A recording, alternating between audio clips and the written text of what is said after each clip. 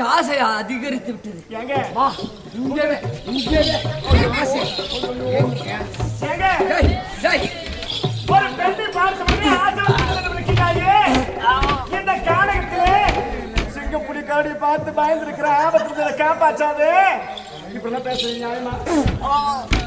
என்ன இருந்தாலும் என் தம்பி சொன்னாதான் நான் கேட்பேன். தம்பி சொன்னாதான் கேட்பேன். ஆமா.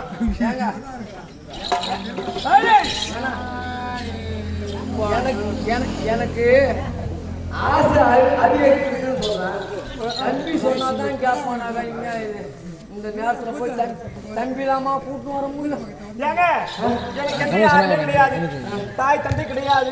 அப்படி இருக்கும்போது நீ ஒரு அனாதை, என் அக்கா ஒரு அனாதை, நான் ஒரு பனாதை. ஏங்க அப்படி இருக்கும்போது எனக்கு எல்லாமே என் தம்பி தாங்க.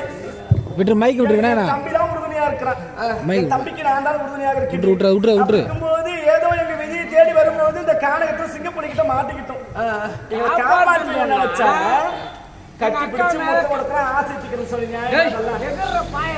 ஆசை ஆசை ஏன்னா என்னுடைய மோகத்தை இப்போதே தீர்க்க வேண்டும்.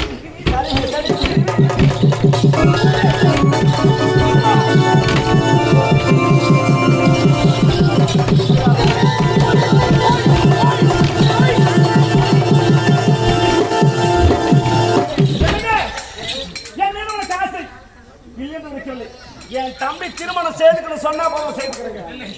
எல்லாம் என் தம்பி கிட்ட தான் இருக்குது. தம்பி சொன்னா செய்துக்கிறேன்.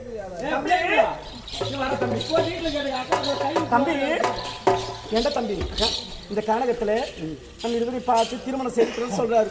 இவர் எந்த நாடு, இவருடைய பேர் என்ன, இவர் விலாசம் தெரிஞ்சாதான் அவர் திருமணம் செய்துக்க முடியும். ஆமாமா முகத்தை கிட்ட வச்சு பேசுறேன். ஆனா எங்க அக்கா வேணா. ஆமா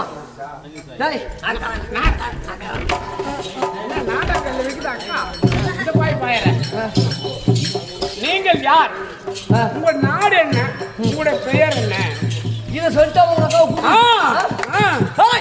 சப்த சாதகத்தை வாழக்கூடியவன் இந்த ஓம் சுந்தரன் சுந்தரன் சுந்தரன் அப்படின்னு. அக்கா தம்பி முடிச்சா சப்த சாதகத்தை வாழக்கூடிய சுந்தரன் அண்ணன் அவரே தான் இவரு, அவரே தான் அவரு, அவர்தான் இவர், இவர்தான் அவர். அதுதான் பார்த்து பார்த்து ஒரு பரவசமாக இருக்கிறது. தம்பி வைத்தால் திருமணம் செய்து கொள்கின்றன ஐயா. தம்பி சொன்னாதான். ஆமா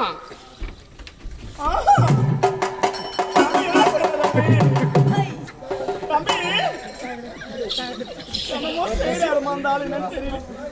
சவுட்டா போடு. எங்க அக்கா வேணுமா? எங்க அக்காவை கொடுங்க, நான் சொல்றதெல்லாம் செய்யணும். உங்க அக்காவை கொடுத்தனாக்கா நான் சொல்றேன்.